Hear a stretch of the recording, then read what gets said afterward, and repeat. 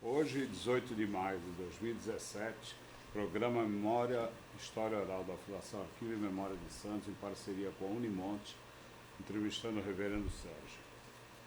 Reverendo, boa tarde. Tarde. Então, vamos dar início à nossa conversa aqui, registrando os teus dados pessoais, tá? Nos diga seu nome completo, nome completo de seus pais, local e data de seu nascimento. Meu nome é Sérgio Ferreira, sou filho de Silvio Ferreira e Dirce Maria Ferreira, e eu nasci no Hospital Casa de Saúde, em Santos, em 4 de maio de 1965. 65. E quando do seu nascimento, seus pais faziam o quê? Meu pai vem de uma família portuguesa, meu avô é um estrangeiro que veio para cá, e era uma família operária. O meu pai trabalhou uma boa época no Porto, meu avô também, e minha mãe tinha o ensino do magistério primário, antigo ensino clássico, mas ela pouco trabalhou fora, era geralmente em casa que trabalhava. E vocês, quando do seu nascimento, vocês moravam em que bairro? Morávamos no bairro da Encruzilhada, antiga Vila Matias, ainda passava lá pela Encruzilhada, na rua Cunha Moreira. Uma rua famosa e forte ali do bairro da Encruzilhada. E me diga uma coisa, algumas lembranças importantes desse período da infância, passada lá na Vila Matias? Tenho lembranças fortes da infância, principalmente do aspecto religioso. A família era muito religiosa, então eu me recordo das solenidades na Igreja Coração de Maria. Meus avós e meus pais na verdade, ajudaram a construir aquela paróquia. Eu me lembro das visitas dos padres em casa, eu me lembro também com alegria de uma época em que Santos ainda era um pouco rural. Então nós nascíamos em chalés de madeira que tínhamos geralmente criação, contato com um pouco do rural que Santos tinha ainda. Eu me recordo do meu avô me levar para ver jogos na Portuguesa Santista e meu pai ficar muito bravo porque queria levar para ver jogos na Vila Belmiro. E também da decepção dos dois quando eu não quis seguir a carreira do futebol. Lembranças da infância, de forma geral, como toda criança, filha de operários tinha naquela época. Eu me lembro do bonde, me lembro da praia, da descoberta da praia. Me lembro dos passeios da qual as pessoas da minha classe tinham direito a fazer, que era aquário, orquidário, coisas do gênero. São lembranças de uma época. E a lembrança forte da presença da morte, me lembro do falecimento da avó, do falecimento depois da minha mãe, que morreu muito cedo. São lembranças fortes que eu guardo na infância. E fala um pouco da tua carreira de estudante. Quais foram os primeiros passos, em que escola, em qual colégio? Eu estudei o primário no Colégio Cesário Bastos, em Santos. Minha mãe falece ali pela Vila Matias, ali na Vila Matias. Minha mãe falece, eu tinha 5 anos, e minha avó era, de certa forma, funcionária ali da Igreja Coração de Maria. Então, a minha vida era de casa para o Cesário Bastos para a Paróquia Coração de Maria, da Paróquia Coração de Maria para casa. E nesse contato, eu com 11 anos, então, fui enviado pelos padres do Coração de Maria para o Seminário Claretiano no Rio Grande do Sul, Seminário de Esteio. Fui para lá com 11 para 12 anos, e só voltei de lá com 17 para 18. E quando eu voltei para Santos, então, já com ensino, o que chama-se hoje de ensino médio concluído, eu vim fazer, então, ensino fundamental concluído, eu vim fazer o ensino médio, então, já em Santos, no Colégio Canadá. Você passou a adolescência no seminário? A adolescência e uma boa parte da juventude no seminário no Rio Grande do Sul. Eu sou um santista metido a gaúcho. E essa tua ida para o seminário foi de bom grado, assim, Olha, os padres tinham uma estratégia muito grande de levar você novinho para o seminário. Porque até antes do concílio, a igreja tinha essa prática de ir no interior buscando desde pequeno. Porque a formação desde pequena fica mais fácil para você depois domesticar e doutrinar para ser um sacerdote como a igreja quer, no modelo que a igreja daquela época queria. É lógico que tudo isso já acabou. Hoje, desde João Paulo II, os seminários menores foram todos banidos. Eu fui muito novo e eles tinham uma estratégia muito boa. Eles levavam você com 11 anos para um lugar onde só tinha jovens da sua idade, onde a gente podia jogar bola o dia inteiro e fazer festas à noite o dia inteiro. Então era muito legal, todo mundo queria ir para o seminário. O problema é que depois que chegava lá, as coisas não eram bem como teria sido o estágio, as coisas eram bem diferentes. Mas em todo caso, para mim, especialmente, foi um momento de muita atração, porque eu saio de Santos urbano e vou para um estado rural, eu vou para muito longe de casa, então mesmo que eu desistisse, e isso deve ter acontecido umas 2 ou 3 vezes, e pedisse para voltar para casa, isso demorava uns 3 dias, dava tempo de desistir e voltar atrás, que é o que deve ter acontecido. Então eu ia para um lugar totalmente diferente de Santos, com uma paisagem diferente, com uma cultura diferente. O Rio Grande do Sul realmente é um dos estados, acho, do Brasil mais apaixonante. E aí, quando eu estava lá, não queria voltar. É uma coisa contagiosa. O colégio também é contagioso. Quem tem dificuldade de entender, assiste o filme Harry Potter. Eu costumo mostrar para meus sobrinhos, quando perguntam onde eu estudei, eu mostro o filme Harry Potter. O colégio sempre é um momento de atração. Qualquer refeição que tenha 50 da mesma idade é festa. Eu fico imaginando, com bastante gratidão, o trabalho daqueles homens. Nós éramos comandados por 15 padres que justamente ficaram padres porque não queriam ter filhos e tinham que cuidar de 50. 50 pequenos. E a volta, então, você voltou para fazer o ensino médio? Eu volto já com 17 para 18 anos, minha avó adoeceu, minha avó foi quem me criou, e eu volto para cuidar da avó, a avó estava já numa situação terminal, e aí eu já encontro Santos numa outra situação, né? Desculpa, seu pai já faleceu? Não, meu pai vivo, meu pai foi me buscar. Eu fui meio que criado com a avó, quando se anuncia a doença terminal da avó, meu pai vai me buscar, e eu venho para estudar o colegial aqui. Então eu venho para o Colégio Canadá, e aí no Colégio Canadá eu não quero mais voltar para o seminário, para a igreja, muito menos para o Rio Grande do Sul. Mudou o pensamento. Mudou o pensamento, o Santos estava mudando, né? Nós estamos em plena década de 80, estamos em plena redemocratização, né? O fim da ditadura, e eu embarquei de cheio nessa luta apaixonada do movimento dos estudantes, e aí não queria mais voltar. Essa sua formação progressista, você já veio, você trouxe isso do Rio Grande do Sul. Trouxe. Você pegou muito disso lá? Eu tive a sorte de estudar num colégio cujos padres vêm de uma congregação fundada por um espanhol chamado Claré, e que particularmente na América do Sul tem sido, da América Latina, tem sido uma congregação discreta, mas muito progressista. Então, por exemplo, é da minha congregação o bispo Dom Oscar Romero, que foi assassinado em El Salvador, e é da minha congregação o bispo Dom Pedro Casaldáliga, que é o bispo da prelazia de São Félix da Araguaia, um grande defensor da democracia e um grande defensor dos direitos humanos e de toda forma de liberdade. É o único bispo do episcopado brasileiro que se declara socialista. Então eu vinha de um colégio desses padres, eu já vinha com uma mentalidade progressista. E depois o Sul é um local bastante progressista, né? O Sul tinha já essa coisa de ter fronteiras com o Paraguai, com a Argentina. Ali eu vivia, eu cheguei em Santos já com uma consciência mais libertadora. Acompanhei também, há que lembrar, a igreja nesse período tinha uma proposta de liberdade, né? Teologia da libertação e movimentos eclesiais de base, tudo isso fervia o subsolo dos movimentos populares no Brasil.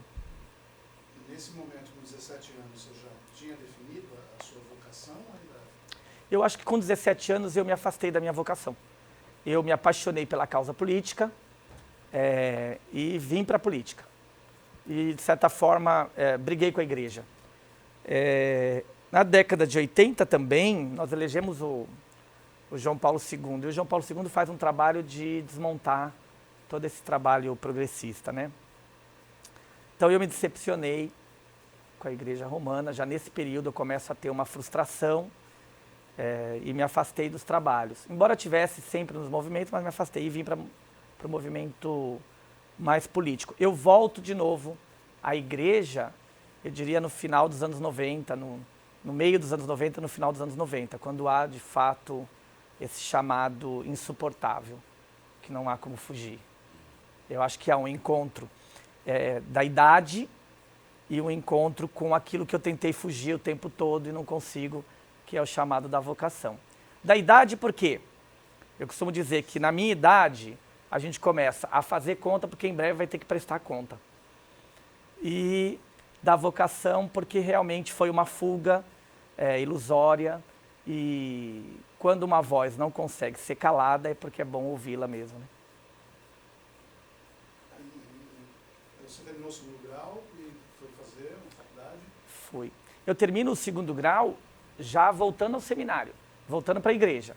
Eu termino o colegial no Colégio Canadá, ainda tenho mais 1 ou 2 anos de grande agitação, ainda do movimento político, e aí eu volto ao seminário diocesano, pelas mãos dos padres operários, aqui em Santos, onde eu cursei a filosofia na Unisantos, e depois comecei a teologia em São Paulo. Era o caminho normal do seminarista de Santos. Já em 93, 94, eu de fato me desligo da igreja, vou trabalhar no governo do Dr. Davi Capistrano, volto em 99 para concluir a teologia, e aí em 99 também, no ano 2000, eu de fato continuo nesse reencontro vocacional, mas tenho uma mudança com relação a igrejas. No movimento mais ecumênico, eu acabo conhecendo os católicos da Inglaterra, os anglicanos. E os anglicanos são, de todas as igrejas históricas, nós somos do século XV, de todas as igrejas históricas, são a mais liberal, a mais progressista hoje. Hoje nós estamos vivendo um momento de namoro. Papa Francisco, em alguns aspectos, seria um ótimo bispo anglicano. A gente costuma brincar internamente que ele tinha vontade de ser anglicano. Ele tem muitas propostas que nós, por exemplo, já resolvemos há muito tempo.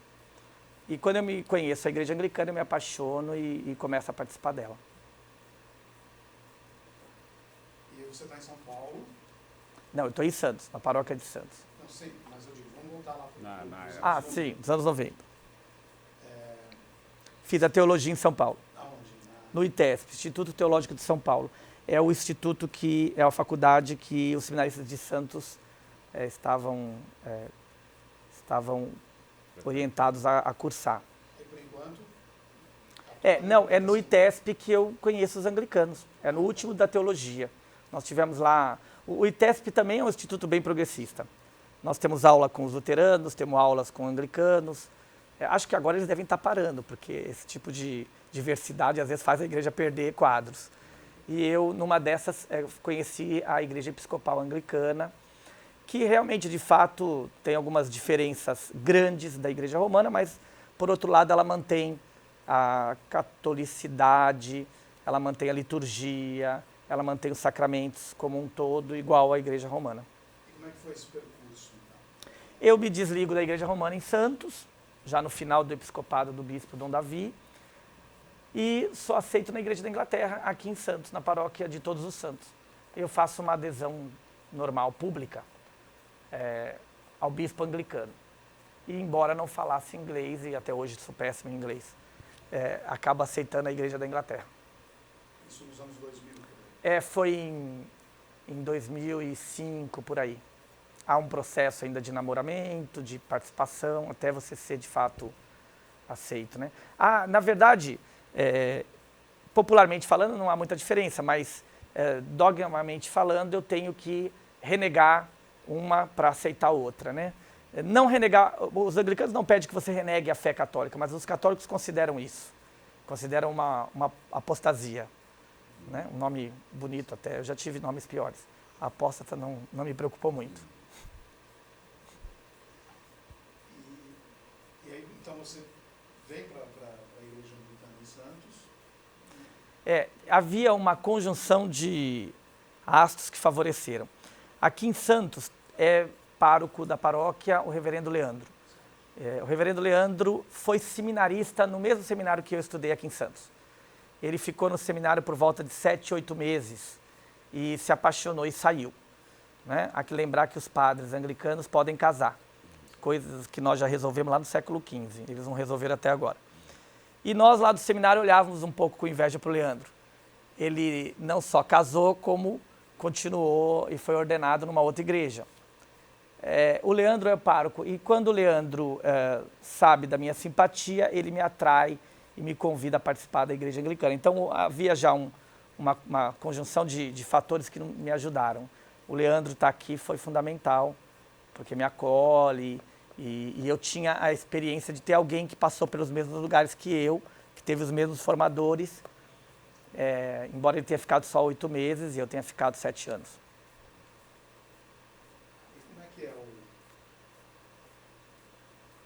Você está 7 anos lá? Não, digo 7 anos no seminário. Aqui eu estou há 9 anos, na igreja anglicana há 9 anos. A igreja anglicana tem uma coisa interessante, ela reconhece as ordens católicas.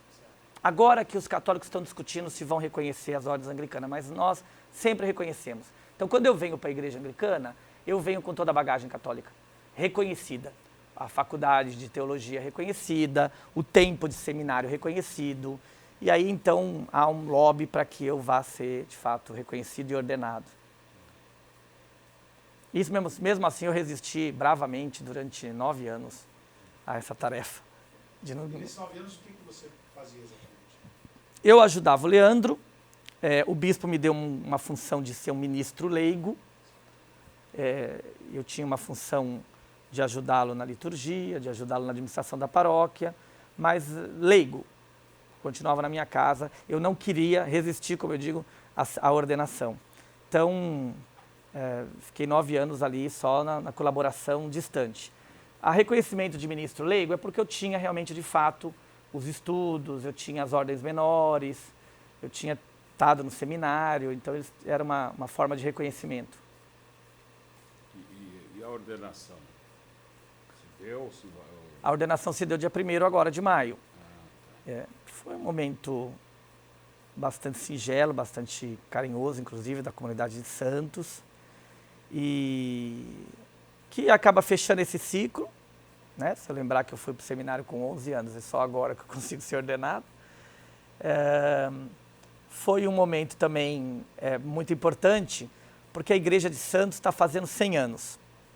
Então, só para fazer uma pequena retrospectiva, há 100 anos os anglicanos tiveram liberdade em Santos de abrir um templo.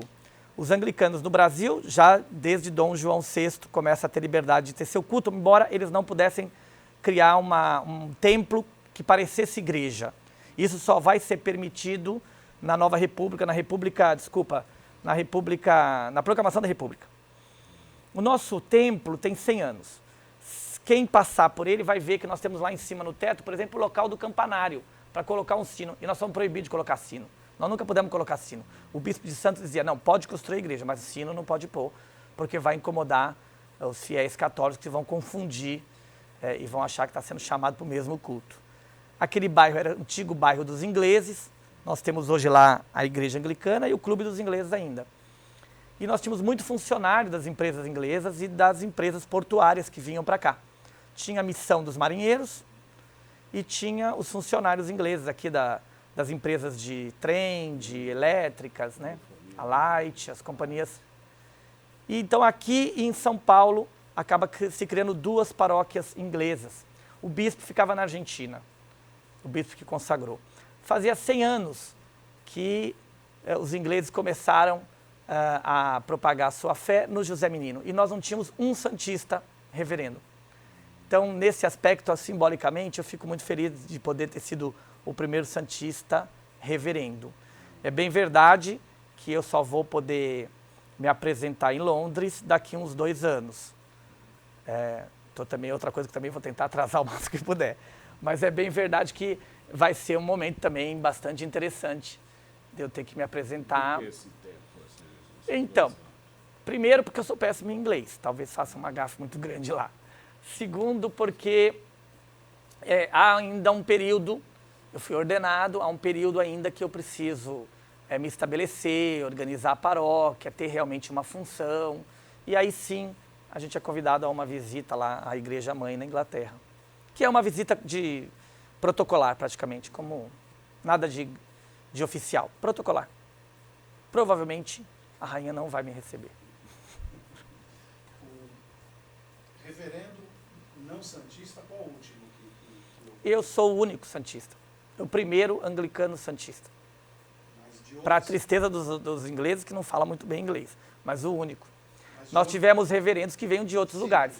O reverendo Leandro é do Paraná, nós tivemos reverendos ingleses que vieram para cá, tivemos na década de 40 e 50 reverendos norte-americanos, não é? A Igreja da Inglaterra, depois da independência nos Estados Unidos, ela passa a se chamar episcopal.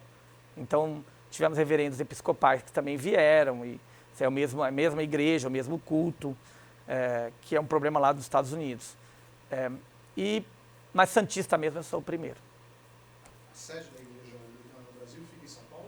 A sede da minha diocese fica em São Paulo, a Catedral de São Paulo, fica ali no Santo Amaro. É uma igreja bem tradicional, já foi visitada pela família real, é uma igreja bem querida, inclusive, do paulistano. Todavia, nós somos diferentes dos romanos. Enquanto Roma tem como sede o Vaticano, nós temos Cantuária, em Londres, como uma ligação afetuosa, uma ligação simbólica. Cantuária não manda na Diocese de São Paulo e vice-versa. Nós não temos uma rigidez administrativa. Então, a nossa sede fica realmente na cidade de São Paulo. Somos da Diocese de São Paulo. Qual é a característica da paróquia de Santos? Dos fiéis? A paróquia de Santos é uma paróquia que se envelheceu. Infelizmente, se envelheceu. Uma paróquia cujos filhos, por conta das crises, voltaram à terra original dos seus avós e dos seus pais. Então, nós temos muitos membros da paróquia que hoje moram de volta ou na Europa, nos países ligados lá ao Reino Unido, ou voltaram aos Estados Unidos.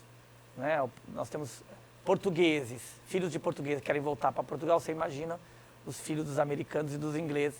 Nessa crise que nós estamos, voltaram todos. Ficou talvez um ou outro mais velho, que já não quer voltar mais. E nós temos hoje uma característica diferenciada. Os anglicanos, eles permitem o casamento de segunda relação.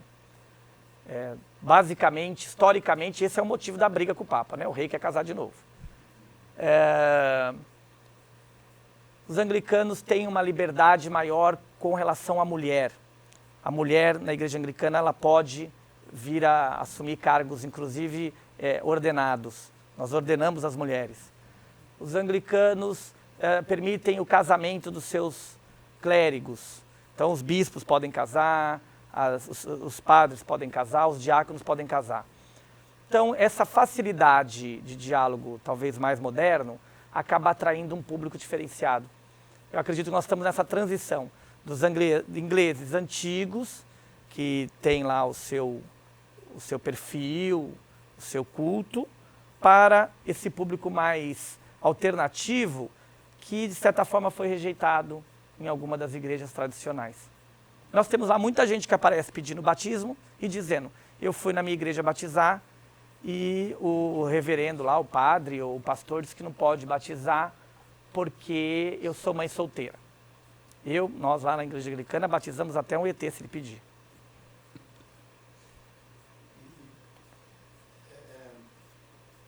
Você tem uma mente bastante aberta, né? A gente já percebeu isso. Você vai implantar essa sua marca nesse seu trabalho agora? Eu acho que esse é o meu desafio. Eu só aceitei a ordenação quando eu fiz esse pacto com o bispo e com o conjunto do clero. Eu queria estar em Santos defendendo essas bandeiras, defendendo essas propostas mais alternativas de acolhimento dessas pessoas. Porque nós vivemos um momento muito difícil hoje no país. Um momento em que o ódio é pregado em nome de Deus. Esse é um dos momentos mais perigosos para quem é do movimento religioso. E não tem muito a ver só com o fanatismo. Tem a ver com uma coisa mais profunda do que o fanatismo. O fanatismo acaba sendo uma das doenças. mas há o ódio propriamente dito instalado. Então nós temos, por exemplo, pastores que, sabendo que a sua palavra tem um poder de persuasão, muitas vezes até incontrolável, pregam o ódio sobre determinada classe. A hora que um pastor vai para a televisão, por exemplo, e diz que um homossexual é uma abominação, ele está autorizando a violência sobre esse cidadão. Ele está autorizando isso do ponto de vista religioso, do ponto de vista da fé. Ora, se Deus não está com você, nós também não queremos estar.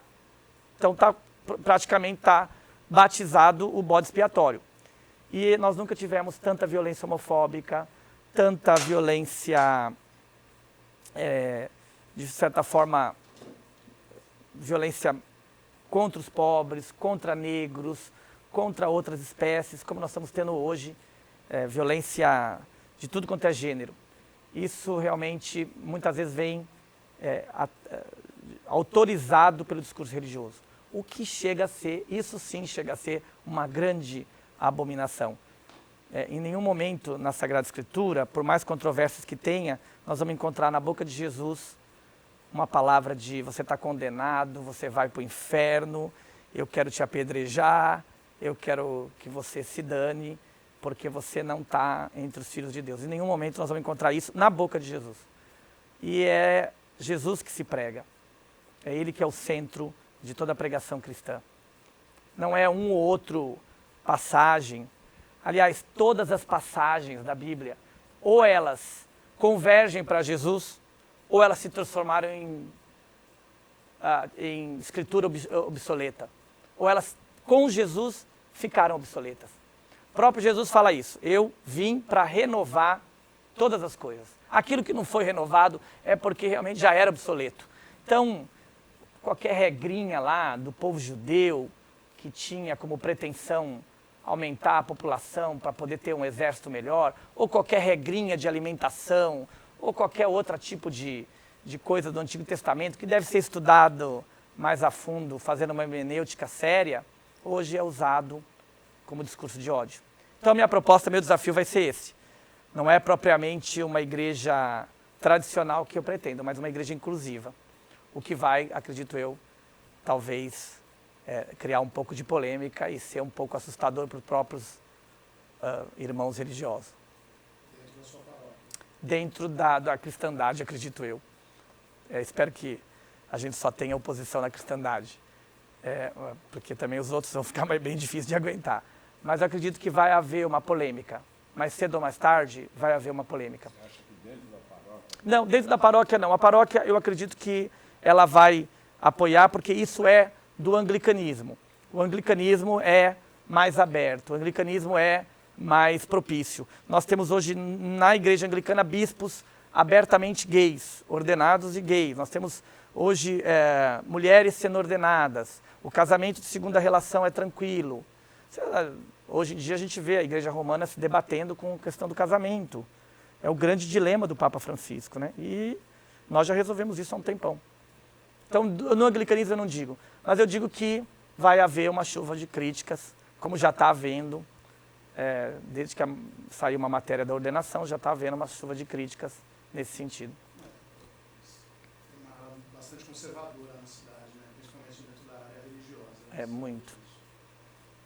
No caso do casamento homoafetivo, você se dispõe a... A igreja anglicana ela não chama de casamento, mas ela faz uma bênção pela união, o que chega a ser altamente justificável.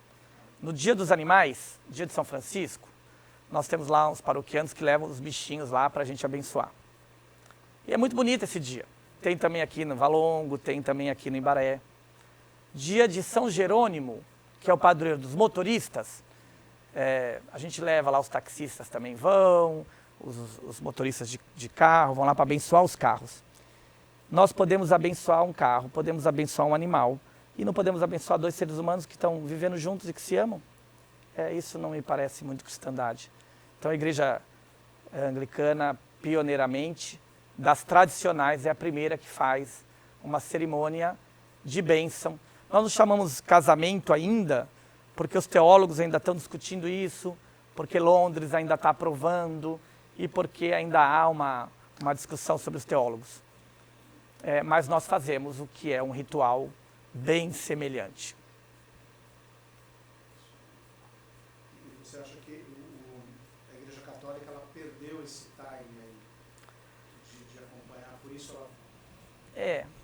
Eu acho que a Igreja Católica tem uma caminhada maravilhosa, é a nossa Igreja Mãe, todos nós amamos a Igreja Romana.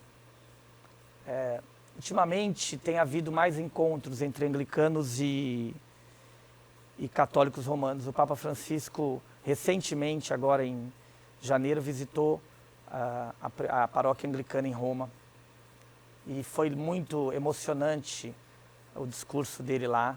Lembrando que no passado nós nos olhávamos com desconfiança e agora nos reconhecemos como membros da mesma igreja, da mesma fé. Eu acho que a Igreja Romana ela tem a caminhada dela. E ela está vivendo um momento maravilhoso com o Papa Francisco. O Papa Francisco é mais conciliador, né? Ele veio realmente na esperança mesmo de consertar problemas antigos que eles têm. A hora que o Papa diz, e ele disse isso aproximadamente há um mês atrás, que a igreja não é mais o lugar para os rígidos de vida dupla, nós não precisamos dizer mais nada. Nós anglicanos ficamos muito felizes, até porque aqui ninguém está precisando ter vida dupla. Aqui a gente pode ter uma vida só, que está tudo tranquilo. Já não é fácil de manter. Então, essa coisa dos rígidos de vida dupla é um problema que eu acho que aflige a Europa, os Estados Unidos e aflige o Vaticano de perto, né? E é tranquilo de ver. Eles se negam a dialogar, por exemplo, uma das questões do homoafetivo. E se a gente parar para fazer uma pesquisa séria, quantos padres são, na verdade, homossexuais, ou quantos depois se declaram homossexuais, ou então quantos casos de pedofilia, quantos casos de escândalos, quantos casos de problemas internos eles acabam sofrendo com isso. Então, acho que o Papa Francisco vem para abrir as janelas de novo. Ele está fazendo uma coisa maravilhosa que o João 23 fez também, abrir as janelas do Vaticano para ver se o ar do Espírito Santo entra mais forte. O que muda assim, na sua rotina de ser um leigo e agora um reverendo? Então, é uma pergunta boa. Não só fisicamente, né, mas internamente. Então, eu me preparei quase que a vida toda para esse momento, mas, no entanto, ele está sendo novo para mim. Primeiro que muda, porque quando me chamam de reverendo, geralmente eu olho para trás achando que tem um. E aí me dou conta que é comigo. Segundo, que eu passo a ter mais compromisso em que a minha fala se aproxime com a fala de Jesus. Esse tem sido um esforço que eu não imaginava que fosse grande. E, na verdade, o é. É muito mais fácil para mim, como uma pessoa que estudou filosofia, citar os pensadores. E hoje eu me sinto praticamente colado com os pensadores. O nome desse colarinho é clergyman, que é colarinho do clero. Os romanos depois copiaram da gente. Né? Isso aqui originalmente é dos ingleses. E o criador dessa edumentária, ele tinha por finalidade mostrar quem é que era do clero. E quando ele desenhou, ele pensou numa coleira. Ele pensou, vamos criar uma coleira para mostrar que aquele homem tem um dono e ele vai falar em nome do seu dono. Mudou a rotina, eu me sinto hoje mais preso à rotina da igreja, eu estou aposentado, então isso me dá uma certa liberdade. Me mudou porque hoje as pessoas me chamam e se confessam, e isso tem sido para mim uma experiência de exercício da compaixão, da misericórdia. Eu já tinha uma experiência de ouvir problemas, mas eu nunca imaginava que eles eram tão profundos. E é diferente da psicologia, porque o psicólogo ele vai por uma linha intelectual, por uma linha acadêmica, e eu tenho que ir para uma linha do coração. Eu não falo a cabeça, eu tenho que falar o coração. Mudou também internamente a minha disposição com a vida, porque impressionante como você começa a criar, como você é chamado a caminhar numa intimidade do seu momento de oração, no momento do próprio culto, da própria celebração, da própria Eucaristia. Você vai criando uma intimidade impressionante. Eu já tinha uma ideia disso, eu já tinha até testemunho disso, mas eu sou sincero em dizer, eu não tinha experiência e ela está sendo para mim um momento de transformação. Acompanhar uma criança no batismo, acompanhar um casal que está casando e acompanhar um velório, são momentos de...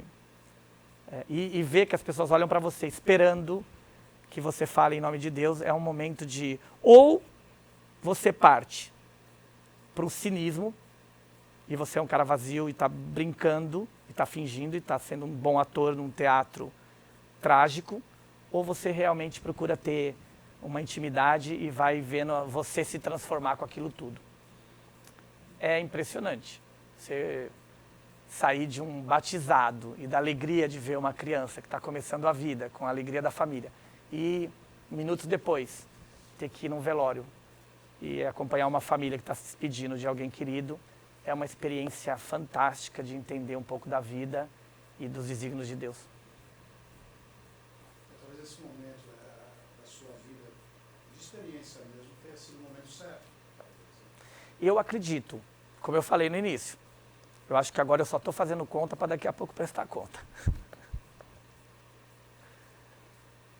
Enfim, mas a rotina mesmo. Agora você contou... Eu celebro pela manhã, eu celebro ainda muito sozinho a Eucaristia, todos os dias em casa. Eu tenho um atendimento ainda na empresa que eu prestava consultoria à tarde, ainda faço um certo atendimento. Estou à disposição da igreja para qualquer atividade exterior, seja ela batizado, casamentos, ou mesmo atendimento em hospitais. E isso é geralmente 1 ou 2 dias por semana. Eu ajudei a construir um grupo no meu bairro. Meu bairro tem 2 escolas de samba que brigam. De um lado a X9 e do outro lado a Padre Paulo. E é uma força, uma energia maravilhosa, as pessoas daqueles bairros ali, que é um bairro, o Estuário é um bairro operário, um bairro ligado ao porto, de pessoas bastante sofridas com essa crise, e elas conseguem o ano inteiro costurar esses dias de alegria no Carnaval. Eu os desafiei, nós montamos um grupo que chama-se GDA, Grupo de Amigos do Samba, e esse grupo agora toda semana se reúne e entrega 150 a 200 marmitas para os moradores de rua. Então é lá em casa mesmo que eles se reúnem, pegam doações, passam o dia inteiro brigando e fazendo as marmitas, conversando sobre o Carnaval, e à noite nós vamos entregar para os moradores de rua. Uma tarefa que mais ajuda eles do que aos moradores de rua, porque os moradores de rua, se for depender de uma marmita por semana, morrem de fome. Então é uma tarefa que ajuda, lógico que no final é uma janta num dia de frio à noite, mas ajuda mais a eles a aprender a dividir. Isso é feito quantos dias por semana? Nós estamos fazendo de 15 em 15 dias, agora estamos tentando fazer toda semana. É um esforço deles buscar a doação. E eles conseguem. É impressionante, porque tem gente lá que está até desempregada, mas consegue 1 quilo de arroz, consegue 4, 5 cebolas. Ontem nós entregamos em Santos 180 marmitas. 180, e são carros voluntários, não temos apoio nenhum de nenhuma espécie do governo. São tudo uma experiência de desafio entre a X9 e a Padre Paulo, de vizinhos que viviam brigando, e aí eu lancei o desafio, eles abraçaram esse desafio e estão até crescendo já. É bom porque começam a questionar por que tem gente na rua. É um momento de evolução, inclusive política. Eu li numa entrevista sua que o espaço físico da igreja, do prédio, é pequeno, né? O espaço da igreja do José Menino, ele é pequeno e ele é tombado pelo patrimônio histórico, que a igreja está fazendo realmente 100 anos. A entrevista no jornal ficou dúbia, E nós recebemos naquela semana uma série de construtoras ligando lá perguntando se queriam apoio para demolição. Ou para a construção do novo templo. O que eu disse e o que eu quero é criar um novo templo, mas não exatamente lá. Eu acho que há outros espaços, acho que Santos está preparada para ter mais uma paróquia anglicana, talvez em outro espaço. No passado, nós tivemos 3 paróquias anglicanas na Baixada Santista. Uma que ficava no centro de Santos, aproximadamente na Brás Cubas, outra que ficava, essa fundada no José Menino, e uma na cidade de Cubatão. E as outras 2 nós infelizmente perdemos, com esse encolhimento dos estrangeiros nós perdemos. Há que lembrar também que tudo se origina por causa de um cemitério. Nós tínhamos lá o cemitério do Paquetá, e onde hoje está a Polícia Militar, era o antigo cemitério dos ingleses. Os ingleses não tinham permissão, como todos os protestantes, de ser enterrados junto com os católicos. Vocês imaginam como o cristianismo consegue ser perverso. E há quem consiga encontrar explicações bíblicas para isso. Por isso que eu digo que tem que ter um cuidado muito grande quando se fala o nome da Bíblia. E aí, no cemitério dos ingleses, já havia lá uma capelinha inglesa. Quem tem a oportunidade de passar ali pelo aquele posto lá da Polícia Militar, vai ver que eles ainda mantêm ainda as janelas da antiga capela com arquitetura inglesa. Nos anos 30, 40, o cemitério é transportado para dentro do Paquetá. Acaba de haver esse problema, né? Por algum motivo que eu desconheço, a Igreja Romana entendeu que poderiam ser enterrados juntos. E aí volta-se a ter um cemitério só. E aí nós perdemos a capelinha lá, mas tínhamos 3. Eu acho que agora é o momento da gente ter uma paróquia nova. Vamos ver se a gente consegue. E como seria essa procura dessa paróquia nova? Nós temos templos fechados na cidade de Santos. Templos religiosos que estão fechados. Por algum motivo foram abandonados ou pela instituição que o mantém ou pela Igreja Romana. Eu estou tentando averiguar esses templos para ver se eu consigo reabri-los ou abrir mesmo uma nova paróquia. E aí nós vamos depender aí de doação ou de ver algum tipo de alternativa. Eu não sou muito a favor de abrir igreja. Acho que tem muita igreja já. Se a gente vai na periferia, a gente disputa entre igreja e bar, é o que mais tem na periferia. Então eu não sou muito a favor de abrir uma igreja, mas abrir um centro de convivência, um centro de espiritualidade, me atrai mais. É para isso que eu estou caminhando. Então quando eu falo em abrir igreja, eu fico meio preocupado. Não imagino essas coisas descartáveis que tem hoje. Hoje nós estamos numa época de igreja descartável, né? De igreja, de pequenas igrejas, grandes negócios. Então, igrejinhas que na verdade não tem nada de igreja, né? Na verdade é um shopping da fé. Então esse tipo de coisa a gente não está longe disso. Eu acho que tem que ter um envolvimento com a comunidade, eu acho que tem que ter uma volta às origens. O cristianismo não existe se não tiver abraçado com os pobres. Ele é originário de um líder pobre. É um absurdo um cristianismo que prometa progresso. Eu acho até impressionante hoje as pessoas irem para a igreja porque vai arrumar um emprego, porque vai comprar um carro, porque salvou a empresa. É um Jesus assim que eu não sei de onde que eles tiraram, não é? Jesus que paga a conta.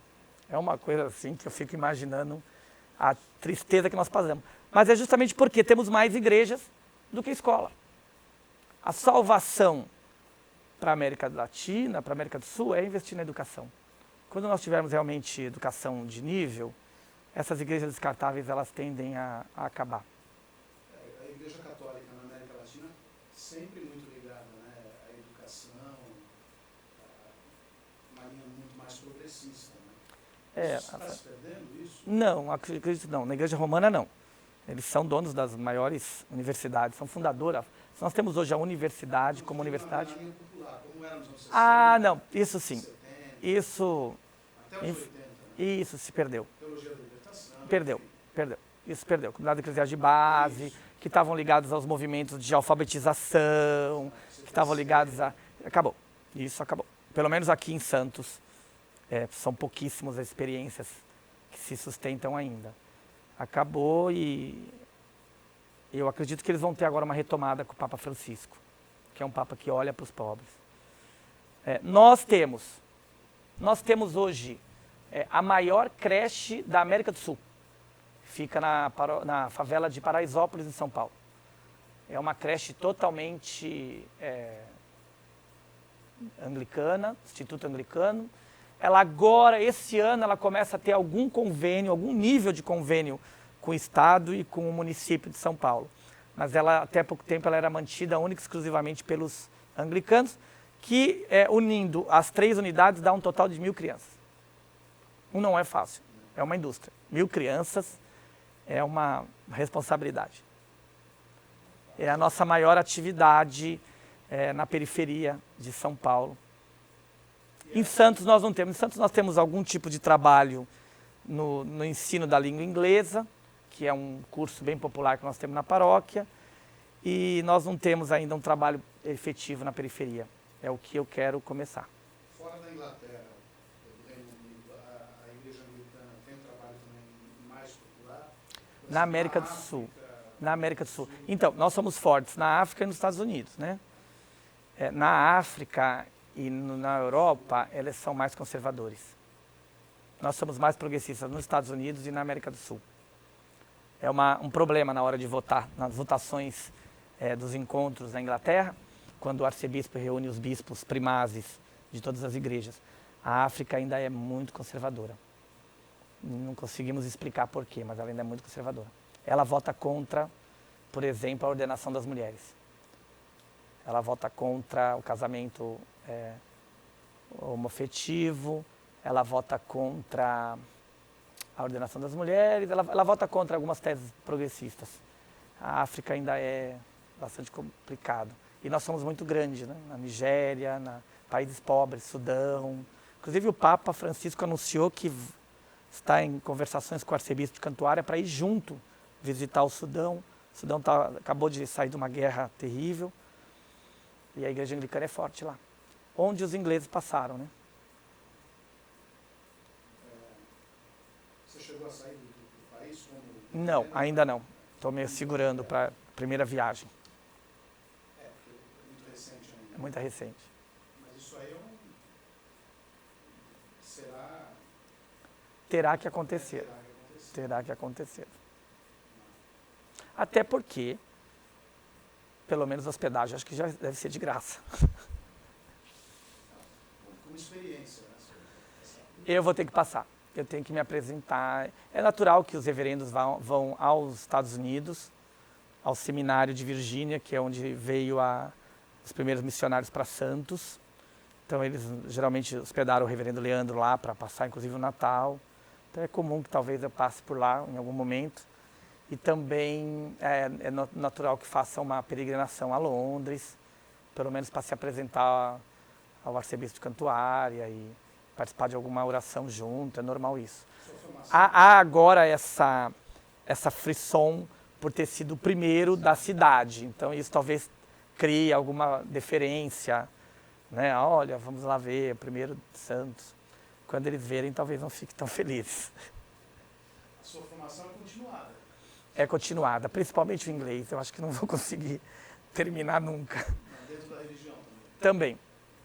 Também. O estudo da teologia, para os anglicanos, é continuado. Os anglicanos eles têm esse dogma de que a teologia está aberta. Nós não temos nada fechado. Não temos essa coisa de Roma locuta causa finita, que é um dogma da igreja romana. Roma falou, acabou o assunto. Nós não temos ninguém que fala para acabar o assunto, então o assunto nunca acaba. Eu costumo dizer que um bom anglicano é aquele que não tem papas na língua. Não é isso? Interessante. Então, aqui, toda a igreja anglicana tem no mínimo 2 reverendos? Nós estamos agora com um crescimento bastante grande de reverendos católicos que estão fazendo o que nós chamamos de portabilidade. Estão fazendo a portabilidade para a igreja anglicana. Primeiro porque nós os recebemos de braços abertos, recebemos com todo carinho e eles são reconhecidamente sacerdotes, ordenados na Igreja de Jesus. Não há necessidade de uma nova ordenação, nada que coloque em suspeita o que eles já têm. O que não é o que acontece com o anglicano que volta para a Igreja Romana. Há que lembrar que se eu voltar para a Igreja Romana, ele teria que ser ordenado novamente, teria uma série de requisitos. Segundo, porque eles não vão necessitar ter vida dupla, aqui eles vão poder ser o que são.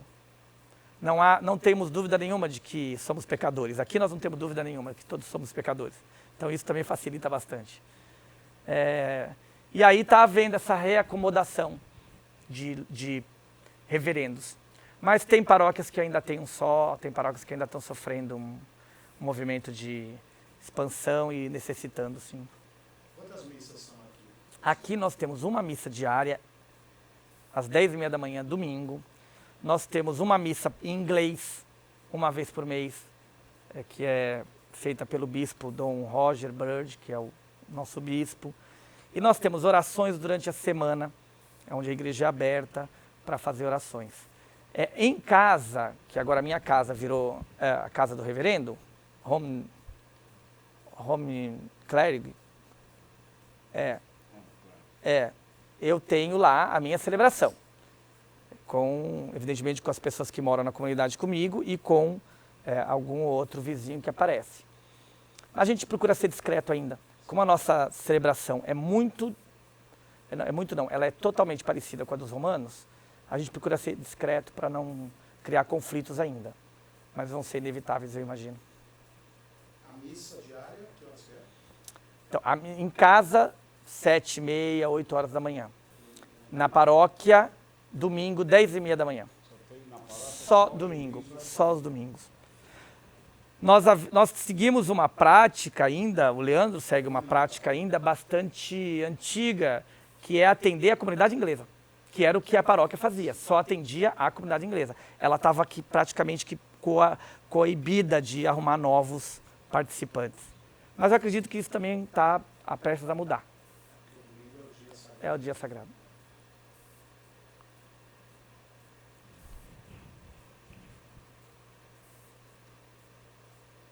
Bom, querido Sérgio, então, eu gostaria de agradecer a sua presença aqui, a Fundação Arquivo de Memória e a Unimonte.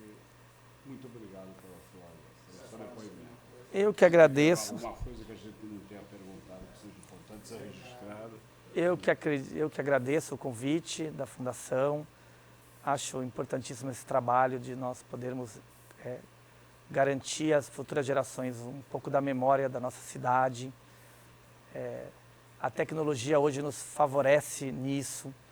Se no passado nós tivemos grandes problemas quanto a isso, hoje isso é fundamental. A memória é um dos fatores que nos igualam ao Criador. Ter memória é motivo de aprendizado. Graças a ela nós podemos evitar repetir os mesmos erros. Eu me sinto feliz de poder estar aqui registrando esse avanço religioso da cidade. Considero que a presença anglicana nesses 100 anos em Santos tem dado testemunho da fé verdadeira do cristianismo, tem dado testemunho de que o cristianismo é uma coisa tranquila, leve, uma coisa ligada ao amor, ligada à plenitude da vida, e é para isso que nós estamos, para anunciar o Evangelho de Jesus e o Reino de Deus. Obrigado.